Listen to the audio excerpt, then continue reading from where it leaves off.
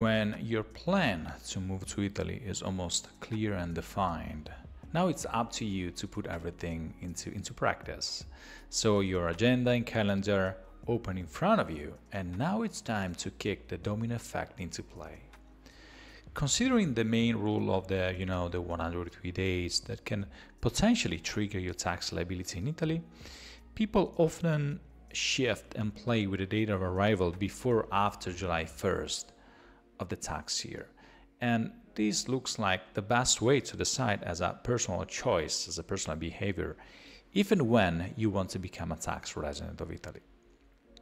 On one hand, this line gives you the chance to benefit from any tax regime actually open and available in Italy.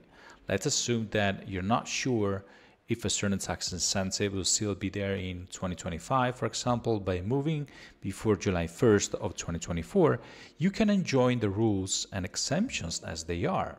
So basically, once you take the ticket for the ride, you're somehow grandfathered in for 5, 10, 15 years, according to the time frame or the given tax incentive rules. And this sounds wonderful and reassuring, right?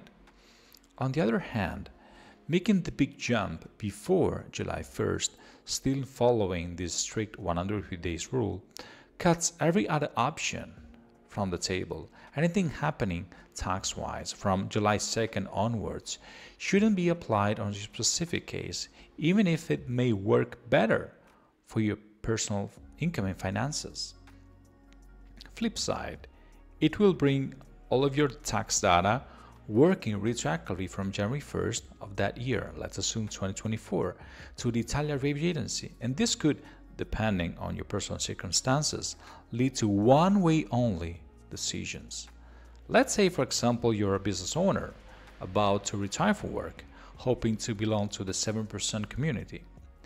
That year, you could not benefit from the tax regime since you're not retired from work yet. Or let's say you're a business owner looking for the regime forfettario, the 5% on your gross. If you're making more than $85,000 in that given year, maybe because your client wanted to book your services ahead, you lose the opportunity for the lack of requirements.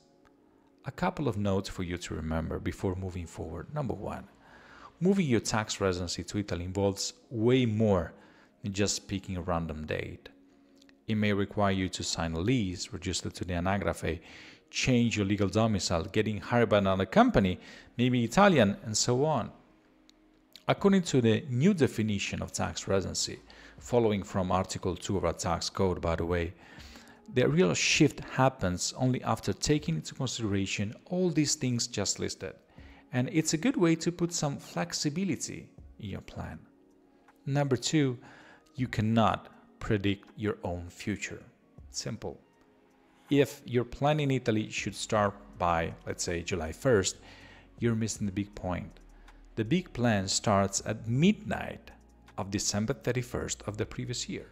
Yes, because everything happening from that moment onwards will be read and flagged as an Italian tax return matter. The transition from your country of origin to Italy must be taken into account as it was already running, active and binding. Personally, I find it very hard to act and play like something else until I get fully there, until I embrace the new environment and I feel completely involved in the process.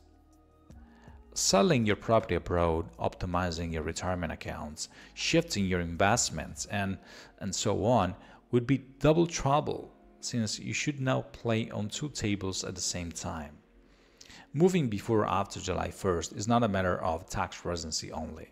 It's commitment, it's estimating, it's gambling, and it's a double down with your future. You could become tax resident if spending less than 103 days in Italy. And flip side, you could benefit from the tax agreement and moving to Italy for more than 6 months completely tax-free. Those who have one way only of thinking before or after July 1st, think about life as a one-way decision only. Are you feeling like the decision process from Italy is simpler than ordering your meal to a restaurant?